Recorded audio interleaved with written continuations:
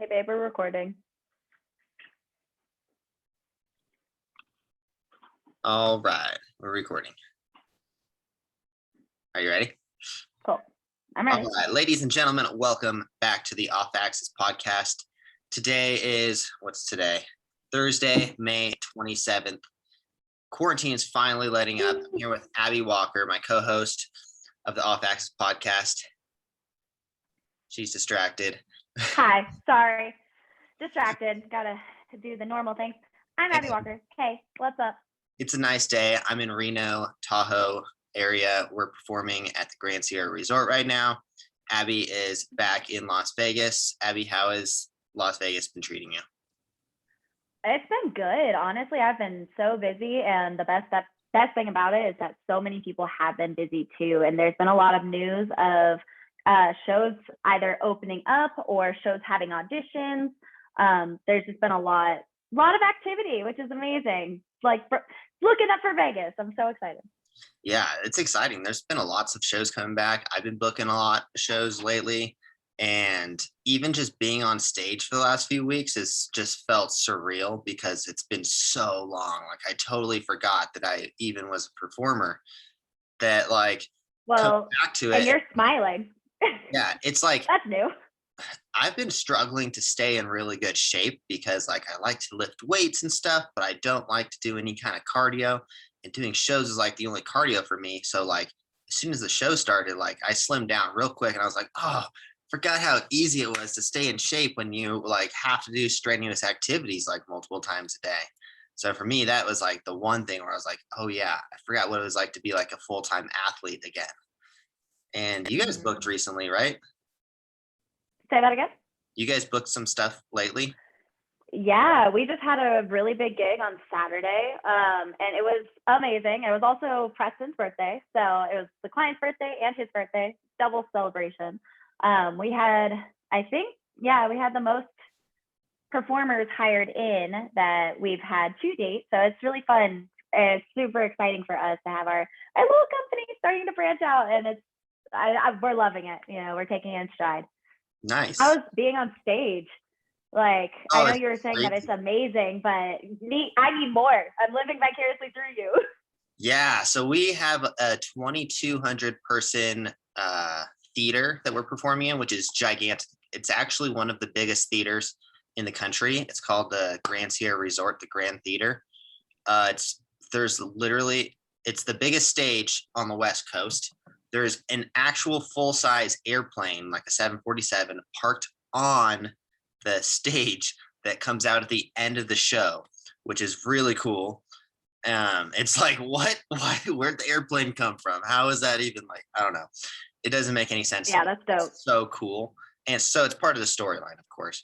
The storyline is like basically Chantel. If you guys don't know Chantel Marauka, she is like, I guess she crashes her airplane. Storyline's like kind of because there's no actual main character to like carry the whole storyline. So it's kind of like you got to follow Chantel through this like path of basically she crashes.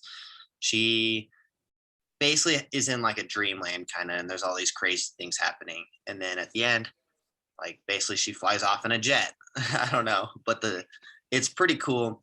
It's pretty cool being on stage, and we've had like up to, I think, 1,100 people. I think that's the most. We're basically selling out 50% capacity like almost every single time. So that's pretty cool. The show is everywhere. Like everywhere you look, there's gigantic TVs with like our commercial on it because it's the only thing in Reno happening right now. So it's like selling out really well. So, and it's the first live show since COVID started. So it's selling really well. The crowds are going crazy. They finally lifted the mask mandate, so we don't have to wear masks. I'm so happy about that one. And that's so nice. Just the face sweat, like it's different level. Oh my God. And so we did have to wear masks in both of our acts originally. We don't have to wear them now, but we keep them on for Tramp Wall. Only because they actually legitimately look kind of cool for our ninja suits. Looks kind of like Mortal Kombat-esque. But the mask is cool. It's not really a mask. It's there's a bunch of holes in it. Like it wouldn't do anything. Like a stripper mask or Well, something. I mean, you're far enough from the audience, like, Yeah. so it's not really an issue there. So I'm just glad that, the demand is up and now the supply is starting to go up. Like it's starting to equal itself out and almost be like a balanced economy again. It's great. It's nice to be on stage again. And yeah, I don't know. I'm just mostly excited about how well I've been staying in shape, and like being sore again is like kind of cool, even though I fell the other day. So it hurt and that sucked. But Oh no. yeah, I got some Yeah, it's elbows and stuff. But oh, you're fine. You're fine. I got so burned today or this week. Like, you're fine. I got a little chin scrape from I was doing like a human tumbleweed doing contortion this morning. It was like, oh, this callus is the worst. Any contortionist will tell you. But on your chin, anyways, I haven't even thought about that. That makes sense. Oh, though. it's awful. Well, like it's from an excess of like chin stands or something like that. You'll start getting a callus because if you're any way in like rubbing it, you've got a lot of weight there. So that makes you sense. shouldn't have a lot of weight there, but Yeah, that makes so sense. it's fun. We have a contortionist in our show, and it's Elena. So she'll like sit on her chin. Oh, I didn't know she was doing your show. Wait. I didn't know she was doing your show. Yeah, Elena Sanders. I love Elena. Yes, I love her. Oh, she's so fabulous. Continue. Yeah, so she does a hoop act and also her contortion act. I actually don't get to see her contortion act because we have a quick change right there. But I see her hula hoop act. It's pretty awesome. People love the hula hoops. They go crazy for those things. I think it's similar to the scooters. People also go crazy for the scooters because it's relatable. Everyone's done it before. So everyone realizes like how hard it is to do what you're doing. A lot of like times, like when people have never tried something before, it's kind of unrelatable. So like, for example, contortion, people know how hard it is to stretch. So they know how hard it is to do those kind of things. And like, I can't even like barely touch my toes. So well, there's a taste of, the reality of it when you do have experience, but at the same time, the only people you really see doing it then, if you don't have your own experience, are professionals. So it looks easy, or if they're doing their job correctly, so they don't quite know until they go and try, which I don't think many people will be trying like a double flip just off the back, but Yeah. So we have some other people in the show. We have Merrick and Jacob. They are from La Rev. They have hair again, which I'm sure they're happy about. Seems like a lot of them are. Yeah, they do. They're the final act of the show. They do a hand-to-hand act, which is pretty awesome.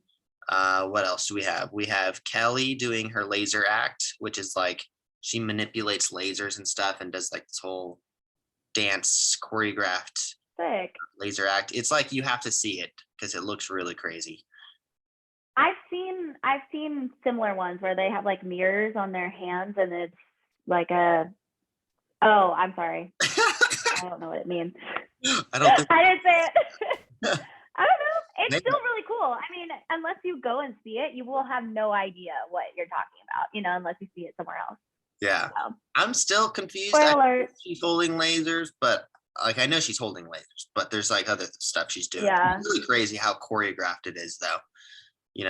And that's it has to be perfectly on point, otherwise it'll look a little weird. What else? We have Chantel. It takes such precision. She has like a bunch of different dance solos and stuff. She kills it because she does like the break dancing and like she has all kinds of different styles that she does. Like she'll go from like straight ballet to like break dancing like 1 second later, and it's like you've never seen that before. There's no girls that do that stuff. Well, she has such a unique style and such a unique signature about her. It's really cool, and it's especially like you said, you're going from ballet to another dance style that are two complete opposites, and then she puts contortion in it. Like, I think she does a dope job, and she's acrobatic about it. So yeah, really cool. Super crazy. Props to her. Yeah, what else do we have? Yeah, then we have Elena. We have our ramp act. Our ramp act is dope. We have this song that I've wanted to use for so long. People might laugh, but it's The Phoenix by Fall Out Boy. If you haven't heard that song, it's got like the most epic soundtrack in the back. So we removed the voice, and there's actually a guitar solo that plays over it. So it doesn't even sound like Fall Out Boy. It's just this really epic sounding beat. Mm-hmm. It just goes perfect with the ramp act. As soon as I heard that, I was like, oh, one day I'm gonna do a ramp act to this song because it's like perfect for it. Yeah. I've actually skated to Fall Out Boy my senior year.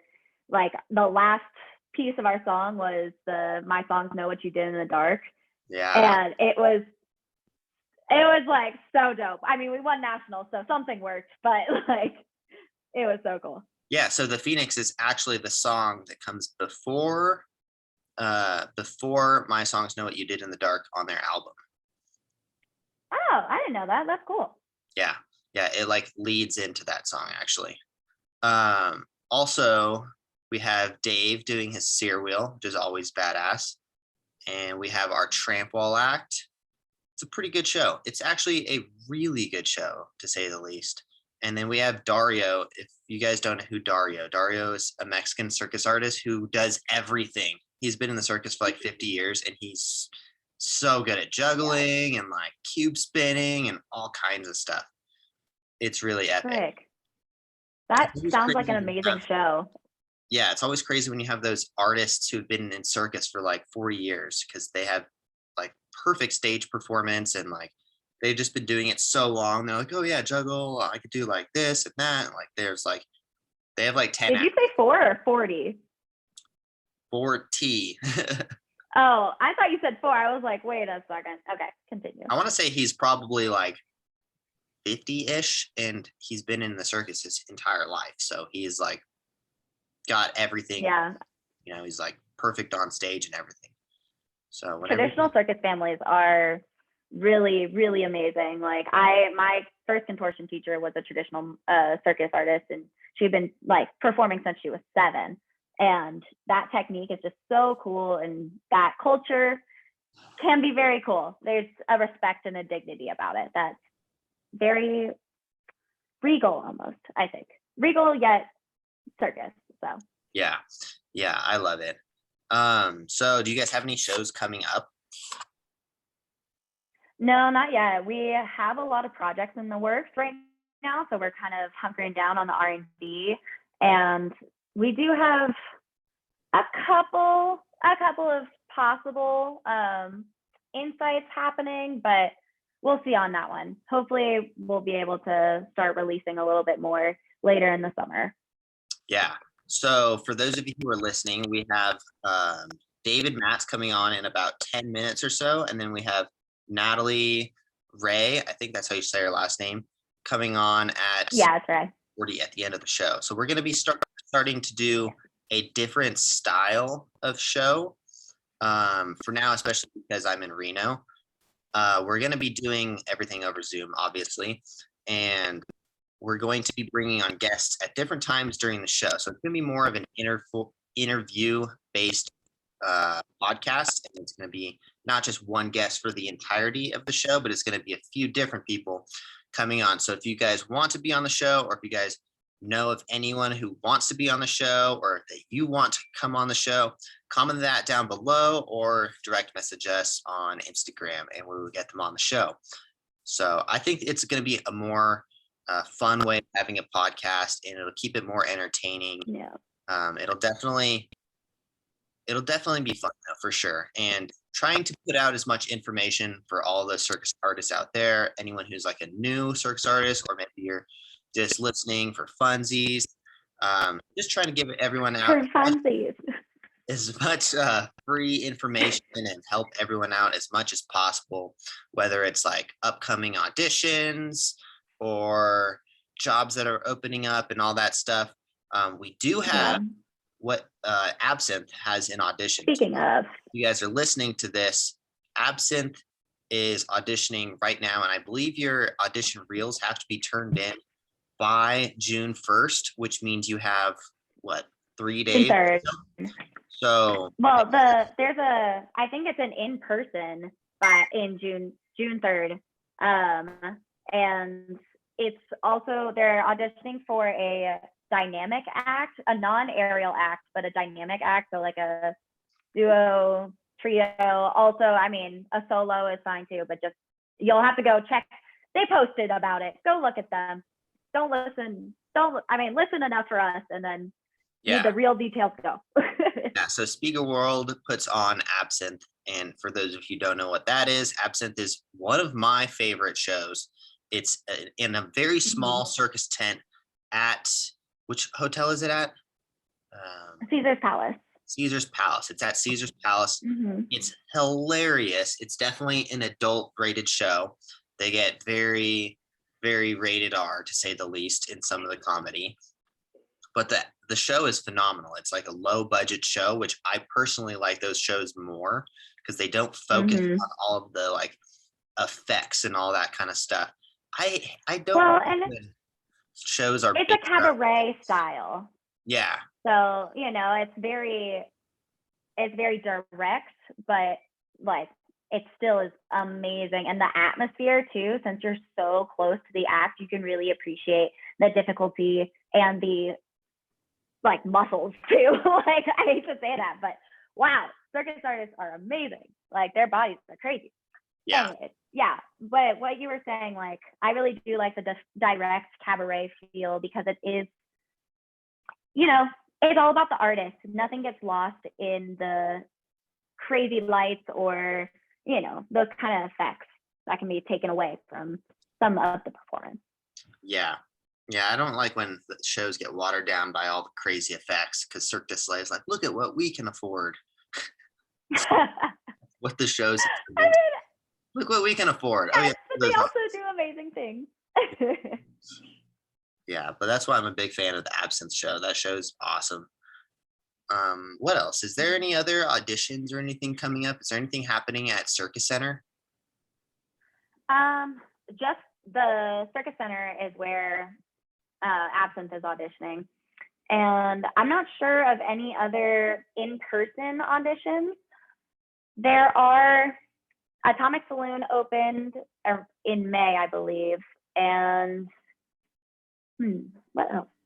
I don't know. There are a lot of little things that are just popping up on like Vegas auditions or Las Vegas events, kind of those backstage.com, like those websites and those pages on Facebook, Instagram, etc. Yeah. Yeah. It's great though that everything's finally coming back. People could stop being plumbers or whatever they became. Like, so many people became construction workers and like accountants and real estate agents. So many people became real estate agents. And I'm like, everyone's going to get the real estate agent license and then everything's going to come back and they're not going to sell anything. There's a lot of people that and right now, like building a house is so expensive because of all the lumber. Like, I saw today there was a comparison of pre-election and post-election, and all of the basic household items are just so much more. Yeah. The wood is expensive. I had to repair my ramps, and a 2x4 used to be $1.80, and now it's close to $10. It's like $8 to $10. So it's gone up like 4 times. It's crazy because I built my ramp setup for about $1,200 last year, and now it would cost around $5,000, which is absolutely mind-blowing. So now it's like, it doesn't even make sense to have ramps that are made out of wood. It makes more sense to have them made out of metal. Yeah. Well, maybe that's good for the environment, ? So, but I mean, I feel like the manufacturing of metal is still with the CO2 put off. Yeah. I don't know. Yeah. I may not know anything, but I've only built ramps out of wood before, so I don't know. I think we should have Dave coming in pretty soon. What else is going on in the circus world? I don't know. Honestly, I haven't been to Las Vegas Circus Center in a while, so I always feel a little disconnected with the quote unquote circus world in Las Vegas when I'm not there. But I think it's been going well. I've seen a lot of good posts and good training and really advancements in the people who are here and who are training wherever they may be. So Yeah. I don't know. I think things are going good. I Going hope well, that it excuse comes me. back as quickly as it shut down. Well, like we were saying with the demand, there's so many people coming to Vegas, and now with the vaccine, more people are coming to Vegas than we were. We were a ghost town at one point, but like they all want to see shows and they are asking for shows, and now the budgets are being built up back up, the entertainment budgets. So hopefully the casinos or even other businesses that may not have dipped their hands in entertainment Yeah. might be starting to advocate for shows and advocate for entertainment, because there was such a drought. So we could see a surplus, so we'll see. So we got Mr. David Matz in the waiting All room. right, bring them on. All right, let's introduce our first guest of the day. This guy is a master of LEDs. He's a creative entrepreneur. He's one of the probably most successful circus artists in Las Vegas, to say the least. The man from Volta, David Matz. Dave, how you doing? Pretty good. Yourself? Awesome, dude. It's great to be on stage again, that's for sure. Yeah, it's so good. I can't wait to come out and check out your show. Yeah, are you gonna come out? Yeah, definitely. Because you guys are out there through July, right? Yeah. Perfect. Yeah, I have a big show going on in my space at the end of June, and then I was planning on going out and doing like a little camping trip in the van. Nice. I think our last day of shows is June 27th. Oh, okay. So you're not out there through July. Okay, I'm gonna try to plan around that then. Yeah. Yeah, try to come out. It's definitely cool. There's lots of LED stuff, and we're doing LED ramps, which is a nightmare. Oh, LED anything is a nightmare. Oh my God. It's like I can't even just do the ramp. Abby knows. I have to worry about the ramp. Like I'm like the ramp act in midair. I'm like trying to flick my battery switch back on or something. Oh Like my God. because we move around so much and all the impact, like hard landing and like a wire comes undone. It's like now I'm turned off the rest of the act. Well, this looks lame. Oh yeah. I mean, that's the worst thing just LEDs they look amazing, but they're such a pain. Yeah. We worked with Black Tracks in a contract that I did, and those are so cool. So Black Tracks are the infrared lights that like pick up the beacons while you're skating on the ice, but like sometimes you would skate way too fast, so the your spotlight would be back here and you're skating here and you're like, oh no, or just there were so many little things that were just like, we wouldn't have this if we had a spot operator. Yeah. So David, it was really cool nonetheless. Yeah, David, you started when did you start building your space? You have a gigantic, how big is your space in the backyard? You have your own basically.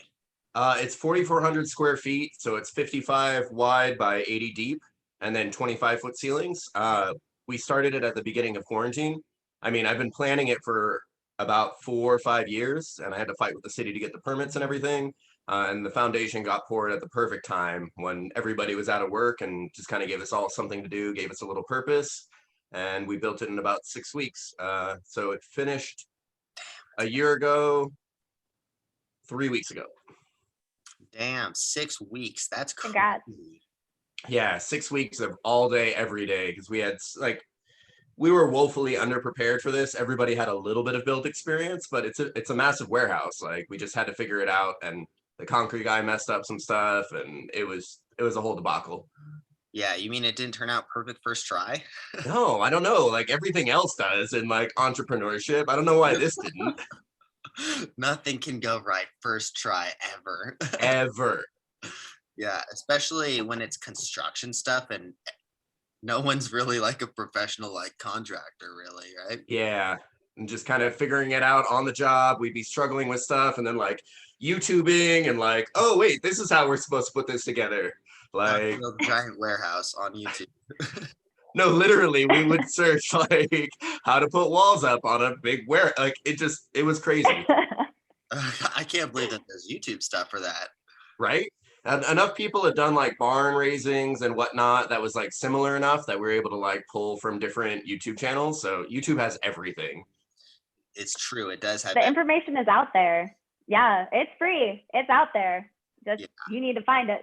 Every time I come over to your place, you have more and more stuff set up. You have like now you have this like moving LED wall or something where people are moving in front of it. And like, can you explain that to me? What is it? Yeah, so well, I think you might be I flew some artists out to like demo and try out some tech stuff, but we were doing projection mapping on the tramp wall, and we had like live feedback, so it was like trailing like images of people doing tramp wall. And actually, once I'm off this call, we're gonna go start applying that to the LED wall with some like poppers and break dancers and start doing some tests. That'll be cool. We just got the LED wall like a month ago for this clown that I used to tour with. We toured like almost 20 different countries together. He wanted to create his own show, and he's like, hey, do you have access to an LED wall? I'm like, no, but I'll try to figure it out. And I ended up finding a company that was getting rid of a old inferior wall, but it looks HD at 8 feet away, which is perfect for filming. Like you'll never be closer than that. And we got a killer deal on it. And now we're working on a bunch of different interactive projects with that, and it's just upping the game on all the filming that's happening in the space. Yeah. Is that your contest that you won? Yeah. Or your winner had? So tell us a bit about that. I flew out, well, I had a $500 contest because like I knew like, I don't know, like a lot of people with ideas and the drive don't have the money to do something like that. And I cashed out some crypto and I was like, okay, cool. I'll do a $500 contest and see what comes of it. And 2 of the people submitted like really good ideas that a minimal amount of money would give a lot of traction for them. And then after chatting with them a little bit, like Ken Hill won the contest. He's got really cool interactive projection mapping software. And then Dalton does a lot of similar stuff with like Leviwand and holograms and whatnot. And they're kind of like the same type of mindset that like I want to be working with. So I flew them out for a week, kind of like a bonus, like first and second prize thing. And we just worked and created for a week. And we're definitely gonna be doing more rounds of that with them, as well as we have a few potential projects that are, I mean, booking pending the contracts and the deposits, but it's definitely leading to a lot of bigger and better things. Nice. Fabulous.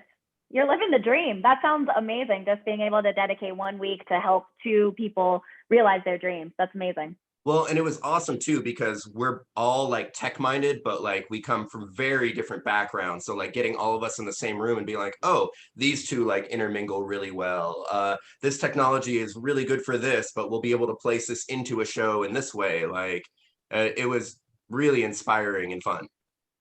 Yeah. Nice. So I got to ask you about the crypto stuff, because you seem like you've made out pretty well on the crypto stuff. What's your main coin that you like? Is it Bitcoin? Dogecoin? I think the safest one is Bitcoin. But I definitely, like, as soon as Elon Musk tweeted, I dropped like a little over $2,000 into Dogecoin, and then I've been cashing it out, but like I've still got pretty strong holdings, and it's gone like, I mean, even right now, like it dropped from its high. It's like 30x what I put in. God. Yeah, it's ridiculous. Yeah. And I think with Elon behind it, like if you're trying to make money, this is not financial advice, this is for entertainment purposes only, but I do think that Dogecoin will make you the most money. Next would be Ethereum, would be the safe way to make some money, because I do think that's going to take over, and then Bitcoin's going to be the store of value. I don't know if they're ever going to get their second layer and make it like actually a good currency to use. But it's kind of the household name. It's like when grandma like talks about Nintendo as any video game system, like, and now I'm seeing that more with Dogecoin, because like my aunt and uncle came over and they're like, oh, tell me about this doggy coin. I'm like, oh, if you guys heard about it, okay, this is something to pay attention to. Even though I don't believe in, like, it's not a good coin. If you look at like, just any of the metrics for it, it's inflationary, like to a fault. It doesn't have super fast transaction time. I don't know. Like overall, it's not good as is, but if Elon actually gets on board, and there's all the rumors of him holding like $30 billion in Dogecoin, because somebody for, I think it's like six months has just been buying every day in increments that happen to be Elon Musk's birthday. That's funny. Yeah, it's pretty wild. Like the whole crypto scene is a wild west, and like don't put in more than you're willing to lose, but it's an interesting time. Right now right now with the huge dip that just happened, it's a little rocky because it was inflating so much and then just a little bit nosedive. Oh yeah, just a couple tweets and one thing, but this, I mean, it's kind of cyclical, and I was expecting it. I was expecting it to get closer to 100K before we experience like a dip like this or a bear market. Not saying that we're in that yet because it's kind of stable, but we'll see what happens. Yeah, I've been waiting for Ripple to go up since what, 2017 or so. Yeah, and I'm like, come on, Ripple, just taking your time. You're testing my patience. I'm gonna sell soon if you don't go up. But don't sell, because the second you sell, it's gonna go up. I know. That's why I just forgot that I like deleted my Coinbase and everything, because like I'm like, I don't even want to look at this Ripple stuff anymore. If it goes up, it goes up. If it doesn't, it doesn't. I mean, that's the best way to do it, is just set it and forget it. Yeah. Everybody's kind of like watching it every day, and like it's going to crash again at some point. And then that's when you buy in a little bit more and then set it and forget it. And yeah. Think of it as like a savings account that you can't touch or something. It's a good exactly. I mean, like I've already made out pretty well on it. Like I bought probably $1,000 back in 2017 or 18 or so, and now it's gone up 3 times what I put in. So it's still going. You know, it's that's worth incredible. $1 now. I bought it at 38 cents, so it's going up. Yeah, It's I mean, that's not kind of what I've been doing with all my coins, is as they go up, and if I hit like 3 or 4x, I'll cash out my initial investment. So it's just casino money at that point, and then you don't have any stress. Yeah, that's a good way to put it, actually, for sure. And what have you been doing with all of these riches that you've created on cryptocurrency? I bought myself a Tesla when 1 Bitcoin equaled 1 Tesla. So that's been incredible. It's been great because I've had a bunch of gigs in LA that have come up, and I'll let it do the self-drive thing while I'm editing YouTube videos and working on projects and stuff. So it's like a mobile office. That's insane. Not advice, but I'm still paying attention. I've got my iPad and I'm like checking in, but I don't fully trust it. But I have been doing that. And then I bought the LED wall with like Dogecoin winnings.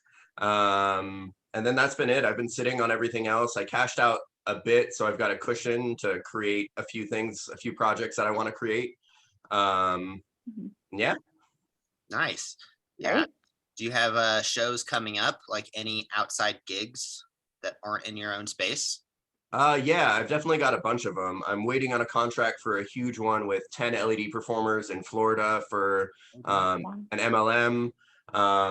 I just had a hand-to-hand and steer wheel gig. I had a Volta wheel gig recently. Like the calls are coming in. I'm still kind of like hesitant to expect them to all go through, but it seems like everything's picking up. Yeah, it's great. It seems like it's almost coming back as quickly as it like disappeared. Yeah, it went from like 0 to 200 like overnight. Yeah. Which is fantastic. I wasn't really prepared for it, and I had to pull a few all-nighters to make a few gigs happen, but I'm super happy and thankful that it's all coming back. Yeah, for me, but that's so fun. The pre-gig like rush, you know, you're like, oh, okay, yeah, let's go. Yeah, for me, and then it was like, oh, how do we survive that? Feel that. We experienced that this week, so I guess. Yeah, I can't wait to see your new LEDs on the rig. Like Preston's been killing it on that front. Oh my gosh, it's been a mess in the house, but goodness, he's working day and night on it, and they are looking. Here's my workshop. Like you can't really. Yeah. I try to hide as much as possible, but it's always in shambles. We're gonna have to move for this project. Oh really? Probably, but it's looking great. So thanks. Yes. Yeah, we're excited to unveil it when it finally is. Oh, sorry, I don't know if I was like talking about a secret project. Oh, no. It's not secret. It's fine. But yeah, so it's been good. It's gone through a couple of like trials, but for the most part, things are working like within the first couple of tries. So That's awesome. it's been a great, yeah, it's been super uplifting. It's been super motivating too, and really exciting because every single step of the way.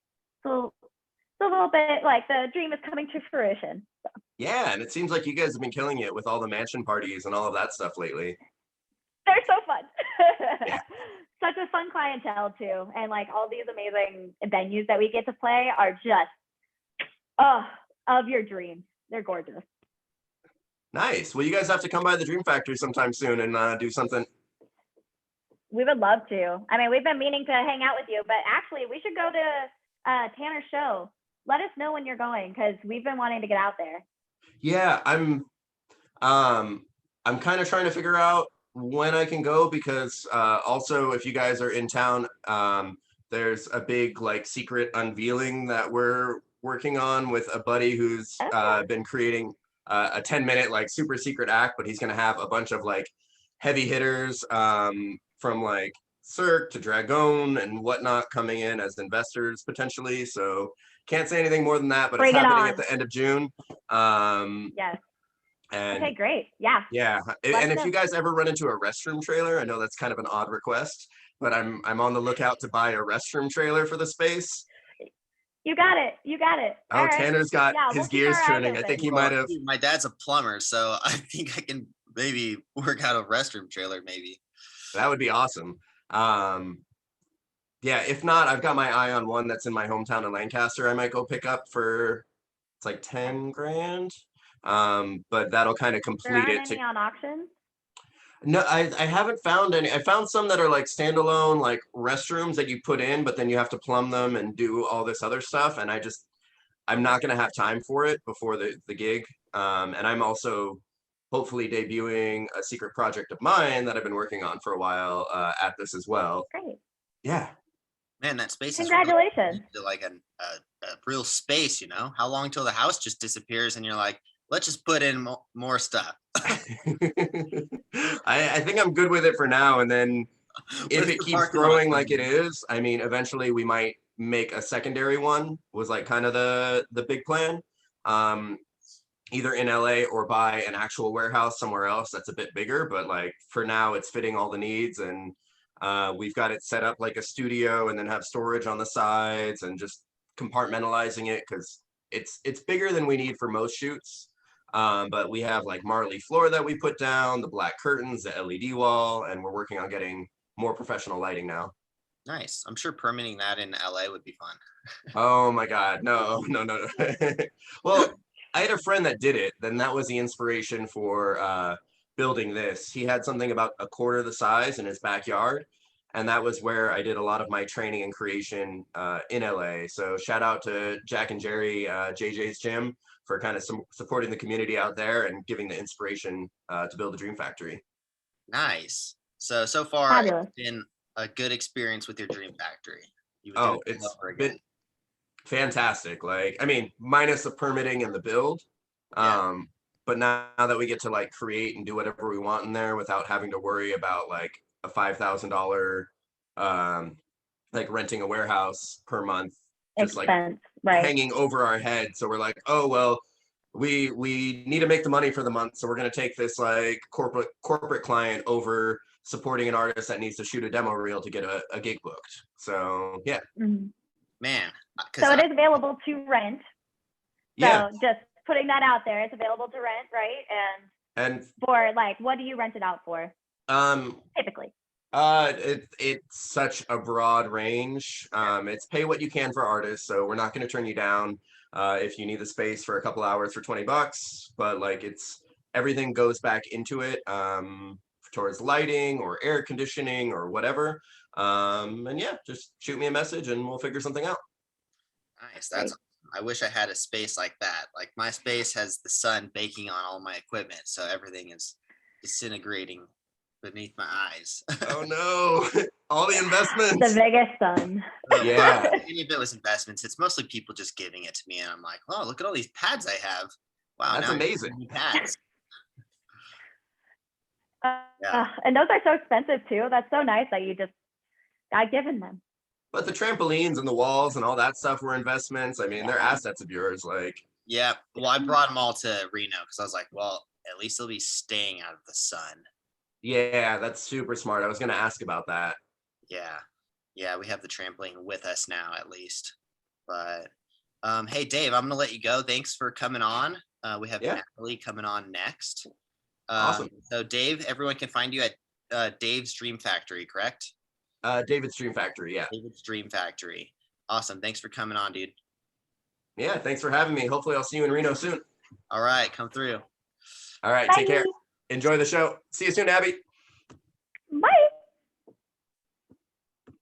All right, awesome, cool. Now we have Natalie Rhae coming on. So Bring her Natalie, on. Come on. so Natalie is a circus artist Oh, who has a nice picture. background picture. yes, it's gorgeous. Hi. Natalie's a circus artist from North California, correct? Yes, I'm actually in Northern California right now visiting my mom and dad. Oh, fun. How is Yeah. it? It's colder than Vegas. Oh yeah, I'm in Reno right now, and it snowed like Oh, 4 days ago, so it's we're pretty close. I'm just like 3 hours from Reno. Oh, well, if you Yeah. want to bring your family over and come Yeah, see I'll a pop circus over. show, let me know. So what have you been doing since the quarantine kicked in? Since March 2020. Well, I was here actually. This is the house I quarantined in until about February of this year. And I don't have a rig, so I just made my whole focus like getting like a one-arm handstand, and I did it. Yeah? Yeah, I did it. Yeah, I just upped my training. I did that every day because literally there was nothing else to do. I couldn't literally go outside and do anything. So Okay, so if you are doing since you're a contortionist, is it easier to do a one-arm handstand? no, not necessarily. It's like Really? completely different than contortion. Yeah, it's like a whole I other just skill feel set. like whenever I see someone do like a one-arm handstand, they can like manipulate their body in certain ways to get the perfect balance points. Because like, I mean, I can't even handstand, so I don't know what I'm talking about. But Yeah, well, no, I mean, it's like it's like a whole thing. Like a straight body handstand is completely different than like if you were doing a contortion handstand. Abby knows this. Like it's a completely different balance. Oh, Yeah. I've been learning it. It's been kicking my butt. I did a little bit today, and I was like trying to plunge and like got halfway there. I was like, got started. I thought of you, and I was like, you're so good. Oh my 'cause I God, saw thank you. Thank you. the design control. They just posted a picture of you doing your one-arm handstand, and it's beautiful. Thank you. Yeah, and I was like, Welcome. woke up to that. I was like, oh, that's nice of them. Thanks, Phil and Alana. nice. So, Yeah. and you moved to Vegas like 3-4 months ago or so, right? February. Yep. February. Had enough of the California lockdown. I was like, all my friends are having fun in Vegas. I want to have fun too. Yeah. And how has it been so far since you moved to Vegas?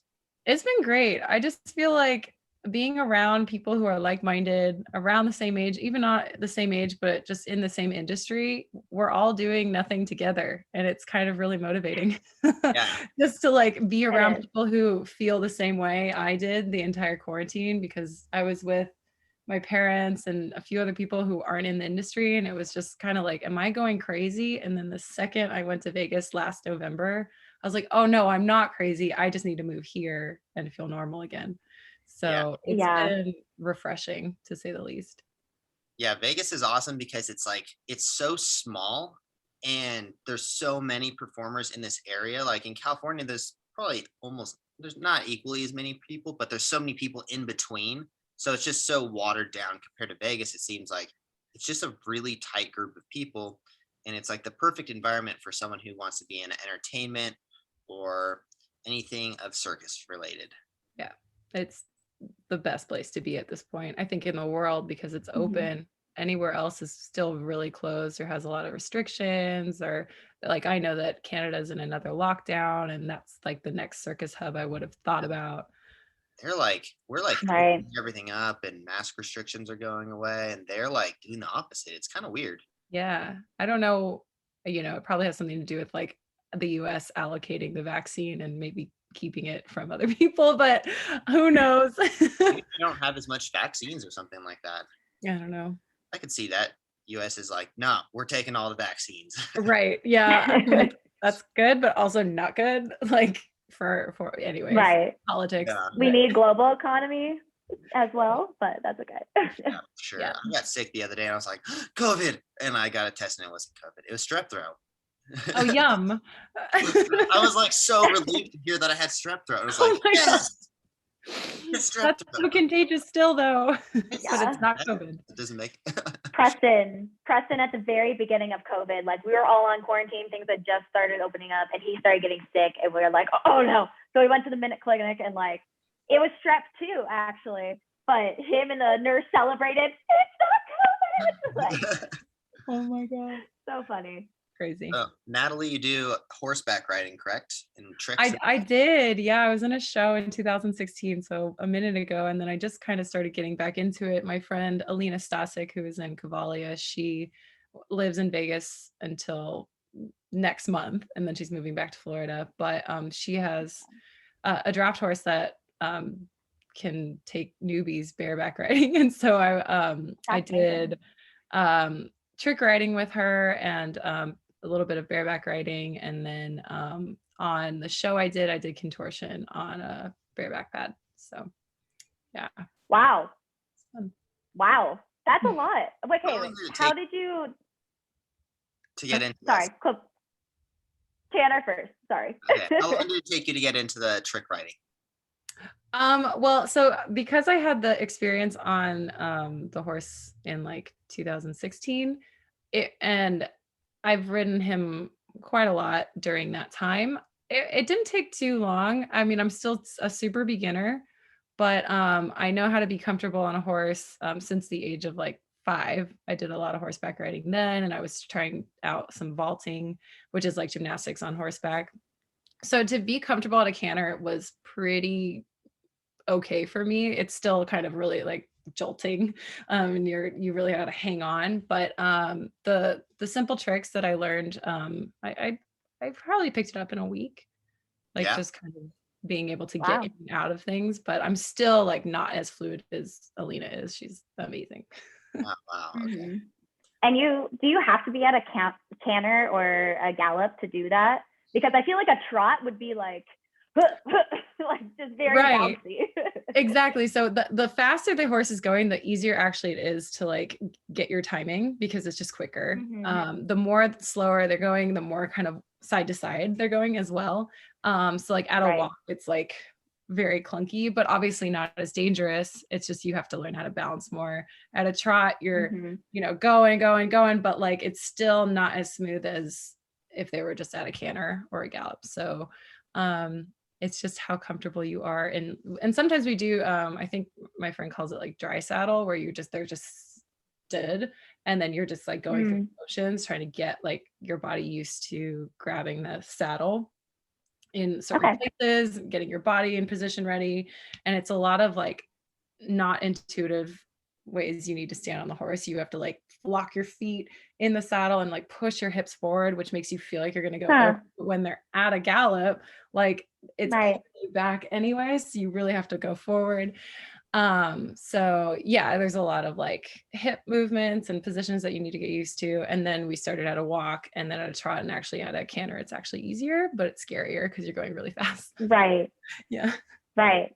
Have you been able to find I know riding horses, when you ride a horse for a long time, you kind of start to feel in tune with him. Like, have you been able to feel that way with the horse that you were working on? Or do you feel that way Bubba, in the same like acrobatic, so that you're not like just riding them, you're doing acro on them as well? yeah. So are you asking like, do I have like a sixth sense and a connection with the horse? Or Yes. um, Yeah. well, with Bubba, like I trust him because he works so well, for my friend, who is his mom. But I trust this horse. There are some horses that I will not get on and just like start doing trick riding on. I have to really get to know them. But I feel like with the horse that I was on the show, his name was Falcor. He was this big white Percheron, like so tall. And I felt like after 6 months of riding him, I really was able to like, it was like a second nature. Like I didn't have to think about it. It was like just I hopped on, and even after like a month of not seeing him, I'd come back on tour and then I'd hop on. It was like riding a bike, but a horse. Yeah. I've never actually been on a horse before, so this is so foreign to me. How You many should. times have you fallen? Oh my God, so many. Really? Yeah. Yeah. And it's just like when you fall, you just have to like roll with it. Literally, you just roll. And if there's a horse poop, then you roll into the poop. It's great. Oh, It just happens. Sounds like a good time for a shower. You just gotta roll away, you know. So in horse riding, I'm no expert in horses, so this is funny that I'm talking about it. But in the ring, they usually are running or walking counterclockwise, so they're going against the curb, and usually you're being thrown. When they're running counterclockwise, you are like leaning inwards towards the center of the ring, just in case you fall into the ring and not onto the ring curb. Yeah. I've had friends who've like really bruised their ribs badly because they landed on the ring curb. But yeah, so like, you know, when I started doing contortion, obviously like I'm used to a flat floor or a table. And so when he was walking, and he did it at a walk, we never really ran while I was doing contortion, but sometimes he just kind of like, you know, lean a little bit too much and the saddle would lean and I just like fall and I'd be in a bridge or like a chest stand. So, you know, you just want to make sure that like every trick that you do, you're like leaning towards the ring, inside the ring, so that you don't fall on the curb. But out. Yeah. If this is where the term eating shit came from. I mean, probably. Like, yeah, I literally would fall into horse shit. Yeah. Would you smell it like all day? Oh yeah, you know, honestly, this is gonna sound really weird, but it's like a comforting smell for me. Like, I get that. Like I grew up kind of in a barn, not in a barn, but I grew up around horses and with horses for probably 5 to 10 years of my life. And even though a horse barn has one hell of a like smell, it's kind of nice, kind of like home. Oh yeah, I live for that. I mean, I wouldn't like buy it as like a perfume. Look at Tanner, he's just like, ew, this is so gross. I know. I wouldn't like buy it in a bottle, but like if I come home smelling like horse shit, it's not the worst thing in the world. I'm just thinking like what if I like had diarrhea one day and then I forgot to flush and I come back and went, I love this. It's different. I mean, all they eat is like alfalfa, like hay, and like, you know, just veggie stuff like carrots. And yeah, I guess their poop probably smells better than ours. It's way cleaner than what we shit out. That's true. Okay, so on from horses. So have you booked anything since COVID? Yes. Yeah. I have. I mean, I did a lot of online stuff during quarantine. It was kind of crazy how many shows people were like, oh, you want to be in this online show? I was like, sure. And so it got to the point where there were so many, I started just like pre-recording videos and sending them off to like different. But then let's see, I did one Halloween gig in person. It was like this drive-through at Netflix. So Netflix had their Halloween party, and there was just a bunch of rich people in Teslas, like coming through the driveway. And I was on this sway pole, and I was this witch, and I had a broomstick. So that was fun. I did that for 3 nights. Awesome. Yeah. I didn't know you did sway pole. I do. Yeah. That's sick. Okay. Yeah, maybe I did know that. I don't remember. Yeah. I saw you doing sway pole recently, actually. Yeah, in LA, I was rehearsing for a gig that I'm gonna do soon. Yeah, that was a couple days ago. Great. Yeah, things are picking up. I mean, especially for like corporate stuff. People are like, oh, we can actually do stuff, especially in Vegas. So it's cool. Like I'm doing that, and then I'm doing the Hot Trash show. I don't know if you heard about that. What's this? No, do tell. It's at the Majestic Theater in downtown Las Vegas. It's on June 10th through the 12th. I'm doing contortion there. So it's Hot like Trash, Majestic Theater. Yeah. June when? 10th through the 12th. So it's Thursday, Friday, Saturday. And I'm doing contortion. And it's a very like risque, kind of fun show. And it's right up my alley. And it's like in this, the theater is really cool because like there's booths. There's about 6 booths where 4 people can sit. So it's a very small, intimate show. but it's in the round. So like like Ooh. there's plexiglass and like a hole where you can like put tips in. And then like I'm Oh, on the stage. Yeah, it's really cool. I went and saw my roommate Avizia perform there. So she'll be performing there that week, and then I will, and it'll be fun. Yeah, I'm excited. Nice. Okay, I have a question for that's awesome. both contortionists. Yeah. Okay, so what's the worst thing about being a contortionist? Like sometimes maybe are you performing outside and you're like, oh, I've got to put my feet on my face right here, but dude, they're kind of dirty. Like, what's the Yeah, worst thing about being a contortionist? dirty feet are gross. Well, for me, there's like a lot of things just from like the backhanded comments I get from people like, oh, your personal life must be so fun and interesting. I'm like exhausted. I get that too. Yeah, it's just like why would you say that? But then also that's just their like fantasy. And then Which is a I guess weird fantasy. yeah, Smith and I have talked about this. Like, why? Why? yeah. Why not? This is also a contortionist, so she's fabulous. Go ahead. Thanks. So I guess one of the worst things is like people not respecting my equipment. And the reason is that here's like a specific example. I had a gig in the Bay Area like 5 years ago, and I brought my table and I had set my table up to where I was going to perform. And then I went backstage to get ready and stretch. And I come out to perform and this woman is changing her kid's diaper, like her child's diaper on my table. Wow. And then another like, and I was like, I'm sorry, like, is there any way you could move this to a different platform? I put my face there. Like she's like changing and then this other guy the same night was standing on it with his feet. He was like really drunk. And I was like, oh my God, please get off. Like it's not my job to yell at the client, right? But I was like, hey, I put my face there, like literally my chin. Like I sometimes roll on my face to get up. Like it's just like so disrespectful, but like they don't know. Like, but so that's kind of the worst part is Fancy table. It's my table, it's my equipment. Like if it looked any different, like not like a table, I'm sure people wouldn't touch it, but because it looks like a table, it's like no, people like to touch things that don't belong to them. We experience it with our rig as well, like silks, anything that they can like climb up on.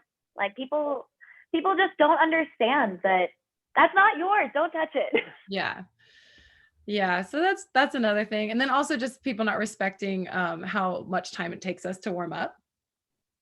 They're like, oh, can you go on in 5 minutes? I'm like, no, I just got here. Like I look ready, but I'm not. My back is not going to bend like it would in an hour or something. Right. Yeah. Exactly. That's I guess for me, we were talking about the chin callus earlier. Oh, yes, I have a little one. Yep. I slid today on concrete. She feels nice. She feels great. I was doing a little human tumbleweed. On concrete, girl. My mat slipped. I was sweaty. Acceptable. I was outside because it's 100 degrees here. It's not where you guys are. But I guess other than that, I don't know. I hate warming up my hips. I'm a figure skater and my hips are damaged. I just hate warming up my hips. Like if I could just like, I guess it is how long it takes to warm up. Like if I could just snap my fingers and I'd be warm. Oh, that'd be such a game changer. Totally. Makes me wish I were a juggler. Yeah. Right. Jugglers, they practice so much though. That shit's hard. I can't juggle. Like I don't want to like run towards my failures. Like whenever the like balls like drop, I'm like, oh yeah. Yeah. I have mad respect for jugglers. I could never, but I wish I were, just in the sense that I wouldn't have to like warm up my body all the time. I actually don't warm up really at all for any of my acts. Like we can't, we can do like shame on you. Well, for our show acts, like there's no backstage ramp setup and there's no backstage tramp wall. We can like stretch a teeny bit and jump around a little bit, but you actually can't touch the equipment until you're on stage. But our acts kind of like build from like basics and like rolling around to like actually getting bigger and bigger and bigger. Yeah. Oh, okay. So the like actual show is your warm up. basically, yeah, the show kind of progresses. It's like starts off as a warm up, and I mean, even though my first trick is a flip, but it's like it's kind of like you don't want to warm up too much, because I think of it like, now that I'm 30 years old and like my body is starting to fall apart, the more you ride, the less you can perform, because it's like impact, impact, impact. It hurts. And the more you do it, the less you can do it later in life. Like, I wish I could go back and tell my like 10-year-old self, like, hey, stop jumping off that stair set, dumbass. It's gonna hurt in years. Yeah, shin splints are real. Yeah. Okay, for our sanity, can you just do you warm up, like at least stretch like you said, stretch a little, jump around? Like, do you do that at all, like for 10 minutes? Like, No way. No. Tanner Markley doesn't stretch at all. I know this firsthand. That's all, like, touch my toes for a second, but I don't want to stretch too much.